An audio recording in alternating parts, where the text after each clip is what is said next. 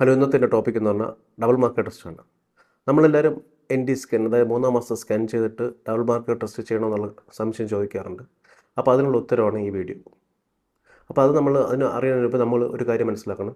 Down syndrome, അതായത് trisomy 21 എന്നുള്ള അസുഖം നോക്കാൻ വേണ്ടിയിട്ടാണ് നമ്മൾ ഈ ഡബിൾ മാർക്കർ ടെസ്റ്റ് ചെയ്യുന്നത്. നമ്മുടെ മനുഷ്യ ശരീരത്തിൽ 23 ക്രോമസോമാണ് ഉള്ളത്.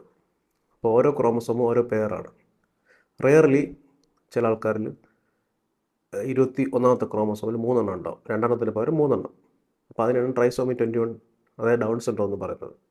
അപ്പോൾ അങ്ങനെ ജനിക്കുന്ന കുട്ടികൾ സാധാരണ കുട്ടികളിൽ നിന്ന് വ്യത്യസ്തമായിട്ട് പൊക്കം കുറവായിരിക്കും, വളർച്ച കുറവായിരിക്കും, മുഖം പരന്ന മുഖമായിരിക്കും, പതിഞ്ഞ മൂക്കായിരിക്കും, തൈറോയിഡിന് പ്രശ്നങ്ങളുണ്ടാവും, ഹാർട്ടിന് പ്രശ്നങ്ങളുണ്ടാവും, കേൾവിക്കുറവുണ്ടാവും. ഇങ്ങനത്തെ പ്രശ്നങ്ങളൊക്കെ ഉള്ള കുട്ടിയായിരിക്കും ഡൗൺ സിൻഡ്രോം ഉള്ള കുട്ടികൾ.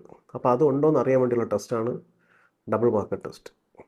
അപ്പം ഡബിൾ മാർക്കർ ടെസ്റ്റിൽ നമ്മൾ ചെയ്യുന്നത് 2 കാര്യങ്ങളാണ്. അമ്മയുടെ ബ്ലഡിൽ നിന്നാണ് ടെസ്റ്റ് ചെയ്യുന്നത്. കുട്ടിയുടെ മറുപിള്ള ഉണ്ടാക്കുന്ന 2 സബ്സ്റ്റൻസിനാണ് നമ്മൾ അമ്മയുടെ ബ്ലഡിൽ കൂടെ ചെക്ക് ചെയ്യുന്നത്. ഒന്ന് പ്രോട്ടീനും ഒന്ന് ഹോർമോണും. പ്രോട്ടീൻ എന്ന് പറഞ്ഞാൽ പാപ്പ, പ്രഗ്നൻസി അസോസിയേറ്റഡ് പ്ലാസ്മ പ്രോട്ടീനും, ഹോർമോൺ എന്നാണ് ഫ്രീ ബീറ്റ ICG. ഈ 2 കാര്യങ്ങളാണ് നമ്മൾ ചെക്ക് ചെയ്യുന്നത്.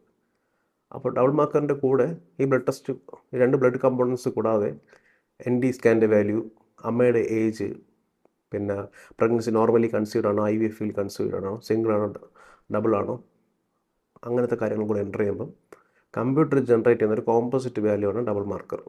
അപ്പോൾ അതിനകത്ത് ഹൈ റിസ്ക്കും ലോ റിസ്ക്കും 2 വാല്യൂ ഉണ്ടാവും.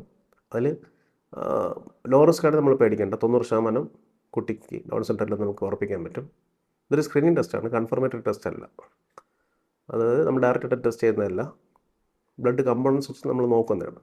നമ്മൾ സെല്ലെടുത്തിട്ട് അതിൻ്റെ DNA അല്ലെങ്കിൽ ക്രോമസോമോ നമ്മൾ എണ്ണുന്നില്ല ഇവിടെ. ഇത് നമ്മൾ കുറച്ച് നോൺ ഇൻവേസീവ് ആയിട്ടുള്ള ബ്ലഡ് ചെയ്യാൻ പറ്റിയൊരു ടെസ്റ്റാണ്. ഇത് മെയിനായിട്ട് നമ്മൾ 25 ഇയേഴ്സിന് മേലുള്ളവർ ചെയ്യുന്നത് നല്ലതായിരിക്കും. പിന്നെ ഫാമിലി ഹിസ്റ്ററി ഉള്ളവർ, പിന്നെ ഏജ് കൂടിയ അമ്മമാരൊക്കെ ഇത് ഫസ്റ്റ് സ്റ്റെപ്പായിട്ട് ചെയ്ത് നോക്കണം. അത് നെഗറ്റീവായിട്ട് നമ്മൾ പേടിക്കേണ്ട. നമ്മളെന്തെങ്കിലും ഹൈ റിസ്ക് കാണിക്കുന്നുണ്ടെങ്കിൽ പിന്നെ ഫർദർ കൺഫർമേറ്ററി ടെസ്റ്റ് ചെയ്യേണ്ടി വരും.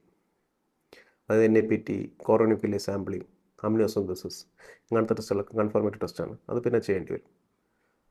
ഇതൊരു സ്ക്രീനിങ് ടെസ്റ്റായിട്ട് നമ്മൾ പറയുന്നതാണ്. അപ്പം 25 വയസ്സ് കഴിഞ്ഞ ആൾക്കാർ, 28 വയസ്സ് കഴിഞ്ഞ ആൾക്കാരിൽ നമ്മൾ ഇത് ചെയ്യുന്നത് നന്നായിരിക്കും. നമുക്ക് അത് ഇല്ലെന്നുള്ളത് ഉറപ്പിക്കാൻ പറ്റും.